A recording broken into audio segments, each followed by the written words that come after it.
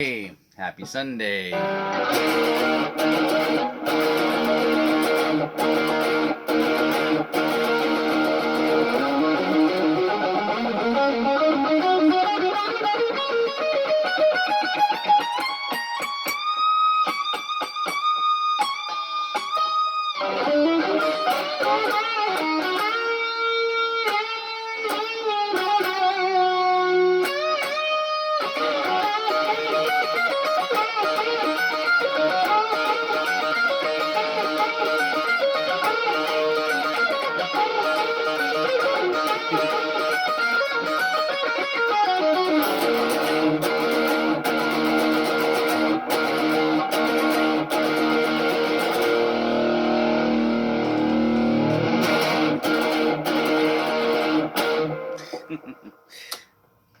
Oh man, those of you playing, that was probably take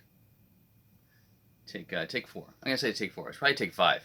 Anyways, but yeah, my favorite Kiss solo. I'm not sure who played it because there's a little bit of mystique around Ace Frehley, Paul Stanley, Bob Kulick, not Bruce Kulick, his brother Bob, who apparently played a lot of solos for Ace back in the day. Um, yeah, well, a lot of people. I mean, Joe Perry didn't play on a lot of Aerosmith stuff. Apparently, I think this is a big secret kind of thing. But that happens. That happens out there. That happens out there. Yeah. So, anyhow, I'm gonna say Ace Frehley played that solo because I love it, and that was a solo off of Alive 2. Well, sort of was because you know how well I practice this stuff. I was Alive 2, which was the first. I think it was the first album that I actually owned in my life, and it was one that my parents gave me for Christmas. I should have pulled it out. Oh, actually, there it is right back. It's back there. See it? There it is back there. With four, rather, three of the guys look really nice shots. Gene has got blood and he's got the sweat and all that kind of stuff. It looks terrible. Looks like the demon that he is. But anyways, yeah. I mean, Kiss for me was my first hard rock band. Before that, it was about listening to '70s music in my the back seat of my dad's. My dad had a '67 Dodge Dart. And later on, we had the family truckster station wagon. But yeah, so it was just basically AM radio. Luckily, we listened to AM radio. I mean, I have a lot of experience with people my age that listen to the Lori Bowers singers and Herb Albert and the Tijuana Brass and that kind of stuff. But I got I had an older sister, so it's good that maybe she dictated that we should be listening to AM radio. So we listened. So I heard a lot of songs in that backseat of the car. That later on in life, I think, oh, that's that band, really. Like I heard Yes's Roundabout on AM radio. I remember hearing that clearly, and then hearing the song later on FM rock when I was choosing to listen to Q107 and Chum FM and all those stations, and hearing it later, and it was kind of funny. But Kiss was an explosion. I think when I found out about Kiss, my friend Lee Fowler, who I've reconnected with at Facebook here, which is awesome. Hi Lee, how's it going? We grew up together, and we went over to his house one day, and he was talking about seeing Kiss on. Was it Paul Lynde? Remember that guy from Hollywood Squares? Paul Lynde Halloween special, and Kiss was on. And I missed it, and once you miss it on '70s TV, that's it. I mean, it may not ever come back on reruns, and they never did play it again. I've seen it. Someone posted it on YouTube years later, but it was it was a big thing because it was Kiss on primetime TV, which it was just right up their alley. They could do stuff like that, and then started delving into albums. I got my Kiss album. I had Kiss the Originals, which was all the first three albums packaged together, and then we just wanted to be Kiss, and I think that's why I am a musician, because I got into hard rock through Kiss.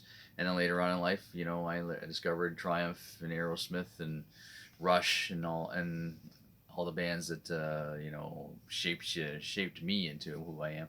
But Yeah, I mean, Kiss was it. Kiss was the band. But you know, Kiss was it was polarizing in the world of music because you know you either loved them or hated them. You know people who saw bands from the surface and just saw the makeup and the big show and everything just panned them as just terrible. You know, but the music was great. You know, you hear rock and roll all night on the radio, and you know you either crank it up or you turn the station because you don't like Kiss, but you can't deny that that's not a rocking song. And you know, all time greatest rock and roll songs of all time. It's probably in that top 20. But it all comes down to songs. You know, if you write great songs, I think they'll stand the test of time as long as they get heard. Because there's lots of people out there who don't get their songs heard, of course. But in this case, Kiss had this outlet for great music, and test of time. You know, they just retired recently, and everyone still listens to Kiss. I still hear Kiss on the radio every day, pretty much. You know, for the stations I listen to, and you know, it's just an incredible thing. Ace Frehley was out of Kiss for a long time, still out there doing live stuff. You know, they're starting to get old when they can't move their feet when they're playing. Like, you know, if it's like locked down, both feet flat on the floor, and they're playing and they're strumming the guitar, that might be the time to retire, guys. I mean, if you can't move your legs around on stage, it's kind of, you know, it's kind of scary. Watch for that. Watch for that. And then, I mean, again, people are having to go out and make their living in latter years of life. There's no social security and stuff like that. You know, pensions are tough for musicians, especially if they grew up in that time and now their money's running out because of, dare I say it, streaming and all that lovely stuff. They can't sell their catalogs properly like they used to. That's why they're selling off their catalogs now and keeping all that money for their friends or their families basically going forward. But Kiss will be always on top. I think they marketed themselves well. The two guys, anyways, Paul and Gene. The other two guys, I don't know how well they do. If Ace is out still playing live, I guess he still might not be doing as well as he thinks. They make public appearances and that kind of stuff, which they can charge large for since they were the original band. So I guess that's how they make their living. Um, you know, and yeah, you know, Lee and I discovered Kiss, and then just basically, you know, I remember getting my dad to make a Strat out of just cardboard, or not cardboard, cut it out of plywood, and then we put a neck on it, and we just kind of did our jamming thing without. They weren't real guitars, but I remember that well. Well, that guitar's around here somewhere. But yeah, I mean, I just think they were everybody's. There's lots of people that will say, lots of famous people that will say that Kiss was their number one band, and it was kind of my starter kit to hard rock and that, and you like them, and you have to defend them because a lot of people hated them. I remember being in the schoolyard, and in very young grades, like probably grade 5 or 6, and kids in the schoolyard saying, "Oh, you like Kiss?" Well, remember it was you know, when you're that age, you only like what your older siblings do, and if you don't even have that taste in music, you're listening to what your parents listen to. So at least I had my own thing that I was listening to, and not what, because I remember arguing with a guy who was like into the Beatles, but he only talked about was his older brother listening to the Beatles. It wasn't like his choice. But you know, I was listening to Kiss because I wanted to listen to Kiss. You know, I had posters on my wall and everything else, and still admire them. Still admire Paul Stanley. Still admire Ace Frehley, and all four of them really for doing what they did.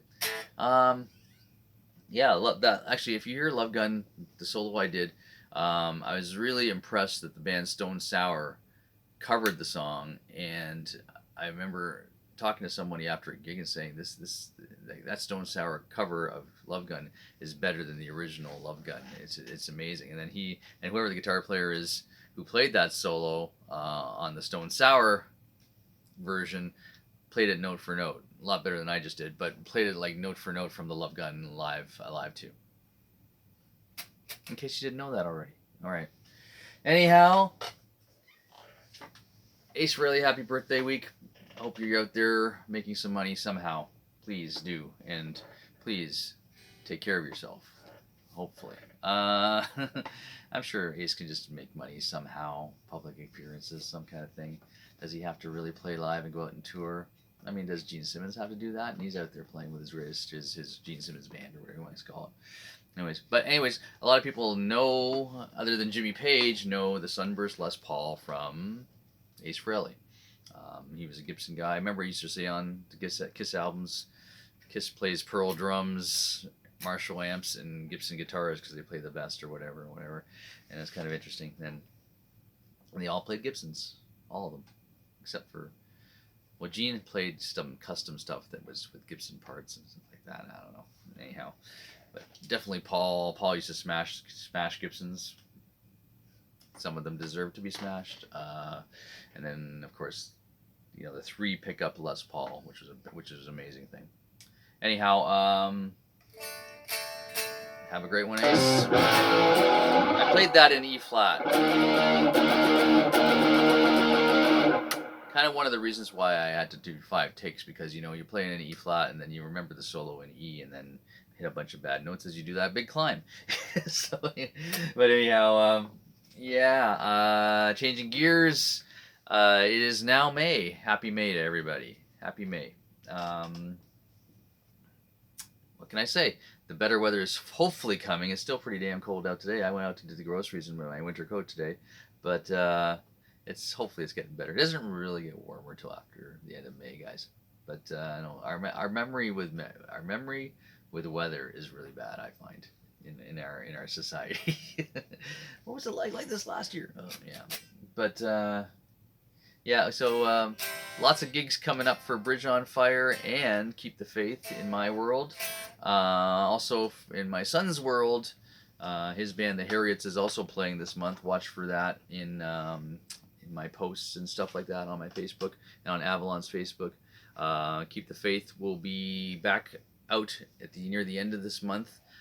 We have a show coming up in Cornwall, Ontario, which is amazing that it's sold out. It's incredible. Can't wait to get there. Bridge on Fire next weekend for all you London people that are watching me. We're in Port Stanley at Pierside. Come on down, all our East Sides people. Come on down and see us, please. Please do.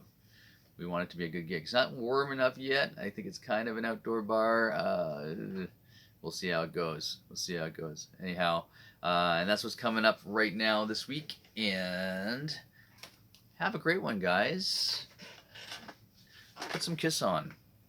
Listen to some Kiss today in honor of birthday week of Ace Frehley. Anyways, take it easy. Bye-bye.